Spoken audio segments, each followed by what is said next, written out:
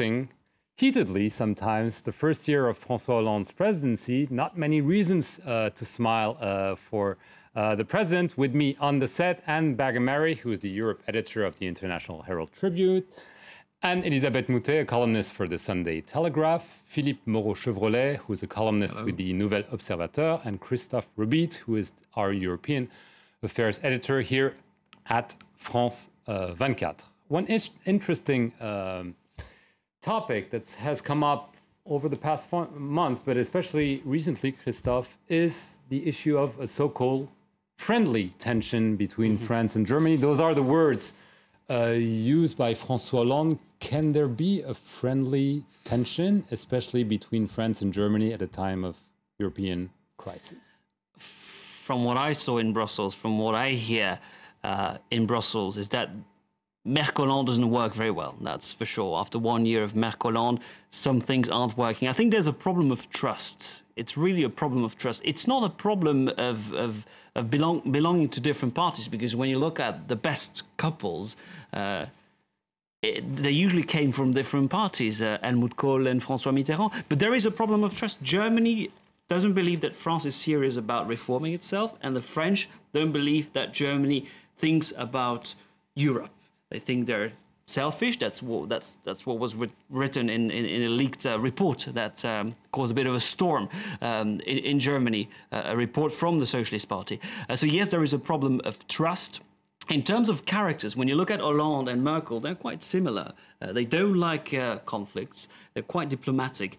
But I think that Merkel got so used to working with Sarkozy, quite like this sort of bully attitude. I think she liked it sort of, and it's not working. Do we need attention? I think it's important to put all the problems on the table. But if Hollande wants to have his voice heard in Europe, the first thing he must do, I think, is to repair the ties with Germany. That's essential.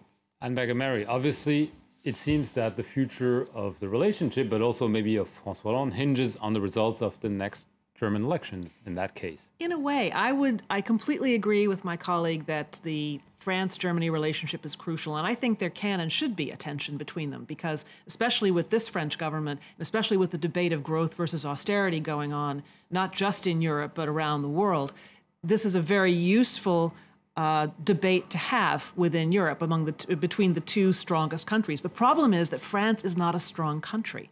The French economy is not strong. It's perfectly true to say that the Germans don't think the French are serious about reform because they haven't advanced quickly. And whatever reforms they have made aren't working yet. So what you have is a weak country saying, do it like we do.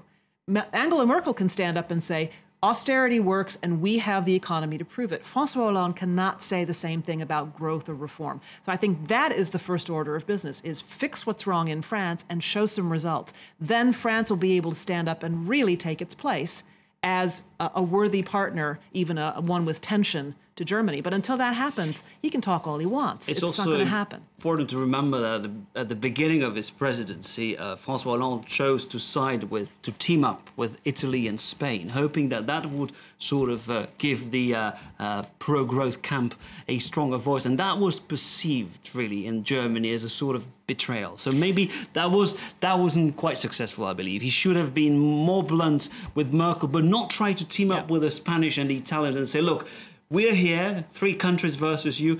I think that didn't pay off. And not just that, but he did this at the Euro Summit last fall, and he did this in a way that in the beginning his people were going behind the back of the Germans to do this, and they ended up with 3 weak people being sort of not working out, and Merkel making friends with Cameron. And the strange sort of British-German alliance has been sort of growing and flowering, and then Mrs. Merkel has invited to her home David Cameron, to actually a Schloss belonging to the Bundeskanzlerei, Mr. Cameron and his entire family, and British-German relations, which were frozen for a long time, are now at the best that they've been since the death of Prince Albert.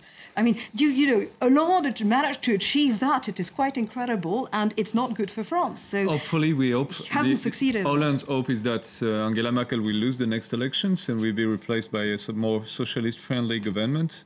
First of all, he will that be could very happen, you know. surprised if she loses. First of all, it's not sure that she will lose. And No, second, that's not sure. I agree with that. Gerhard Schröder's reforms in 2009 But the fear we have in 10. France is that we have a strong anti-German feeling that is coming up in France from the It French is population, manufactured. and that's a problem. It is we have to deal manufactured with. by ministers in France who Maybe were it's left. manufactured, but when you see were allowed to TV say ads these speaking things. German, talking about the qualities of German products, it's not helping. Right. There is a Because- strong anti-German feeling. Yeah, that's and there's rising. also a It's very- Anti-German it's feeling worrying, is really. It's worrying, unconscionable. really. It was found by people who were But trying it's not- to. Hollande didn't invent They were it. trying It's to growing in the derail the population. anti-Hollande sentiment. At least Hollande spin doctors believed that it would help, which is why they let them No, speak that's so not long. true. They didn't and do it because he on gives purpose. this image It's of only a weakness, result of the situation. and his minister are saying those things against Germany that are really very stupid. It is. I mean, There they're are all. political disagreements, but the feeling, the anti-German feeling is real. It's in the population. It's growing. The people want an anti-German feeling in the population, and frankly, I People think this is resent the completely Germans for irresponsible. being the model in Europe, the only Yeah. model in Europe. There's a lot of jealousy behind And that. the Germans criticism. are asking the French to do some efforts. Nobody's to do forcing even more people to buy restrictions. German cars. The And irony they is don't that live France well has by it. a former German teacher as a prime minister who speaks Yes, exactly. perfect German and could really work It's as not a, popular as at a all. bridge, It's most- but it doesn't one of the work. most Yeah, but he's unpopular nowhere. guys in He's like the history. finance minister. We have a prime minister and a finance minister who basically are absent. We do not see them. We do not hear them. They have no influence whatsoever. And there are, someday there will be a reshuffle, but not yet. We'll see about the reshuffle. One question, though, that's been there is the anti-austerity party, if you can call it, in France. On the left, we've seen a demonstration last Sunday. And this is also something that Hollande has to take into account. These demonstrations are quite weak compared to the right-wing But demonstrations even against the gay I marriage. agree, but even within his own party and probably within his own government, as we've that's true. seen, there are some people who are pressuring him from the left. And how much of a threat is it for him in the future?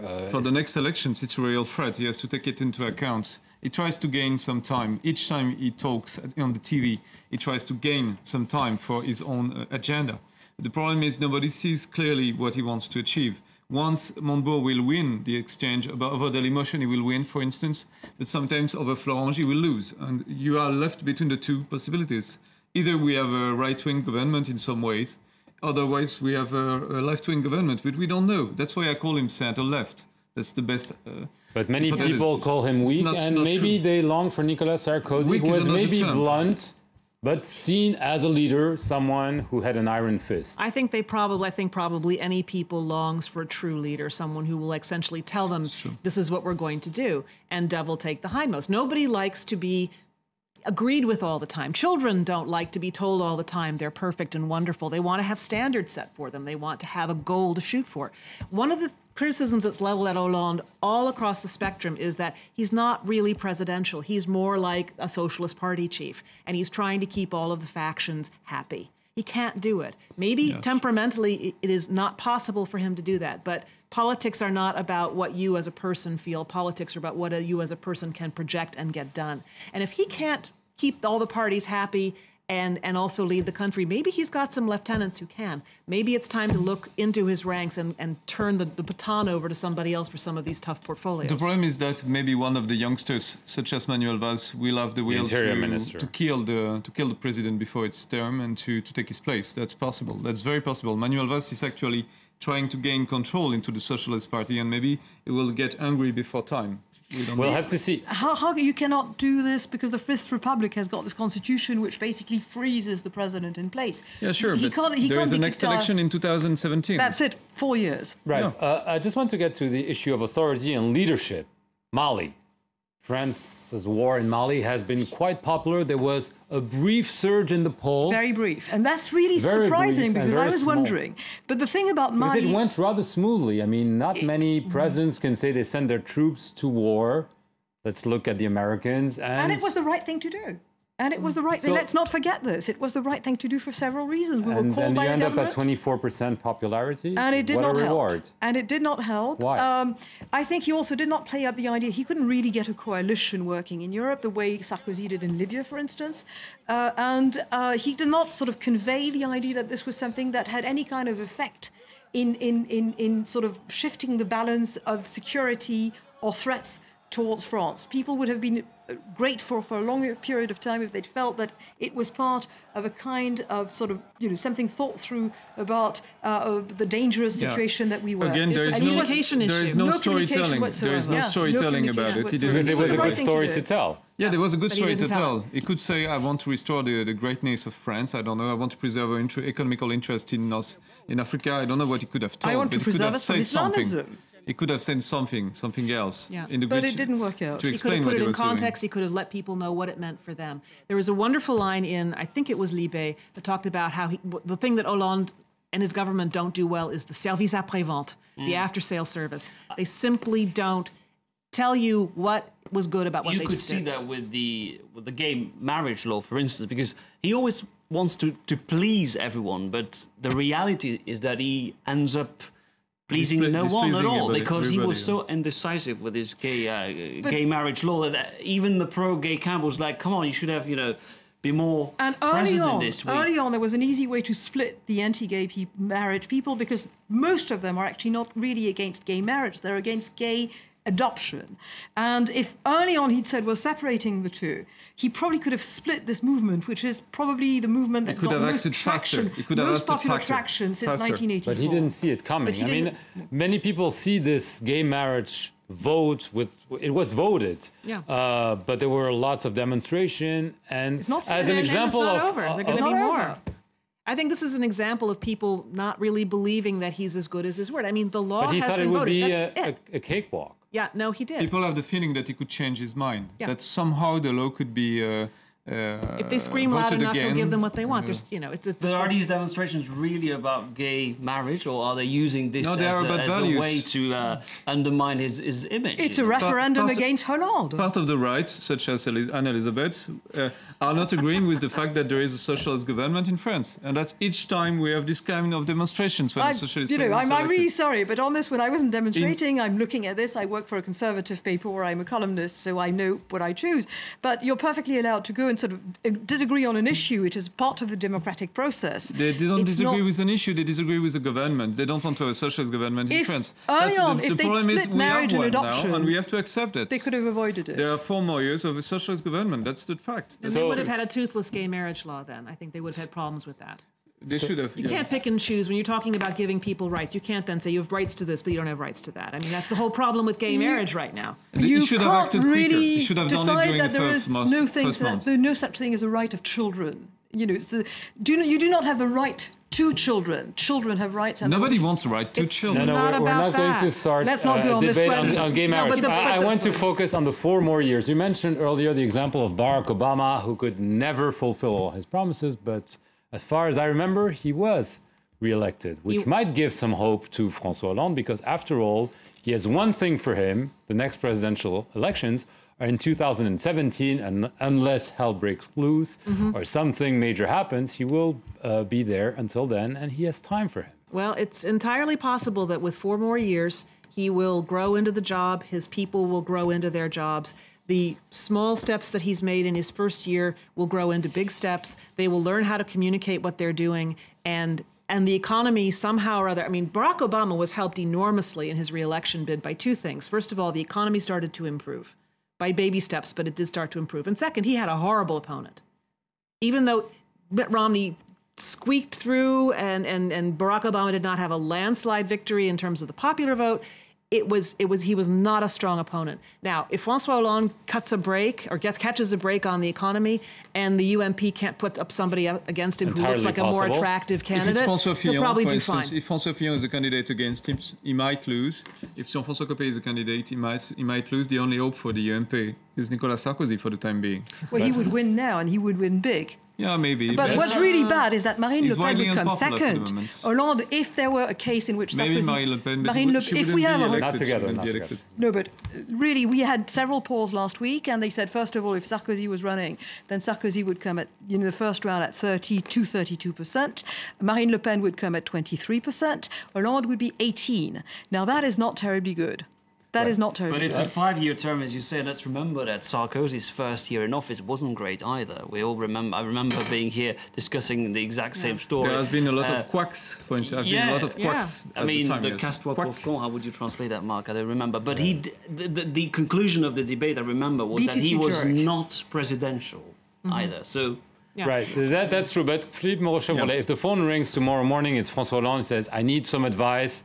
My advisors are not good. He can call anybody else than his current team. Okay, anybody. I can give him what a phone would you book tell him? of people working for him. Yeah, but what would you tell him? If you had 3 steps... To tell something to the country about what he wants to achieve. To give some storytelling to the people, some sense about what he's doing. I want to achieve that. In 4 years we will be there. He said I will it. do that. No, he People didn't don't say believe it. him. Never They don't said believe it. him. No, he never said that. Each time he's talking on TV, he's going into details about what every member of his government is doing. He doesn't give any sense of what he's doing to people. They need to understand basically what he's doing. He says he's He has to tell us a story. He has to tell us a story about And people said he France. was a plumber trying to fight a tsunami with a plumber's toolbox. He's fighting a tsunami while explaining the current winds, the currents of the winds, the strengths of the winds, but not telling what he will actually do to stop the tsunami. So that's a problem. Yeah. Perception is reality. No, that's not true. But- Perception is not always reality, and I work in the communication business. Beyond your criticism of François, do you think that he can still reform the country in a way that would be rewarded by a re-election and even by the markets or the free marketeers? I'm French, and I would be happy if he did, because I do not want the country to go to hell at all. But I don't see, first of all, I think the personality, he's not somebody who, if he hasn't grown into this, which is basically a quasi-monarchic job, he's not going to. So I don't have much trust in his character. Second, the Socialist Party is a difficult animal to manage because they all disagree with one another. And he's composed his government out of people who hate each other's guts. The idea was to make every faction happy. The only way to do this is what François Mitterrand was doing, which is composed like that. Nicolas Sarkozy did the same thing. Yes, but you have to rule over these people with an iron fist. And frankly, he is not Mr. Iron Fist. And I don't think he can impress confidence abroad. And finally, this is somebody who speaks no foreign language, has practically not traveled abroad, and I don't think he knows what he deals with out there in the wide world. It's Quickly, democracy. in the wide world, can he turn Europe around and help Europe rescue him? He's hoping that the new Italian Prime Minister, Enrico Letta, will help him. He sees in him a good ally. Now, as someone coming from a Nordic country, I was maybe thinking that this election meant that the French were ready to drop this monarch style of president, but clearly it's not the case. So it says also a lot about what the French expect. We want a from their Scandinavian president. democracy with a Latin ruler. That's what we want, really. It's difficult to achieve. Yeah. Okay, on those There's words. a sign of hope. And we have Elizabeth we have a is Scandinavian still living in France. You didn't leave France, Elizabeth. And I will see this as a sign of hope. Well, if we're going to hell in a handbasket, it is the prettiest handbasket you can go to hell in. Well, on those love declarations, I will leave you tonight. Thank you for watching this debate here on France 24. It has been fun despite the gloom and doom for François Hollande after 1 year in office.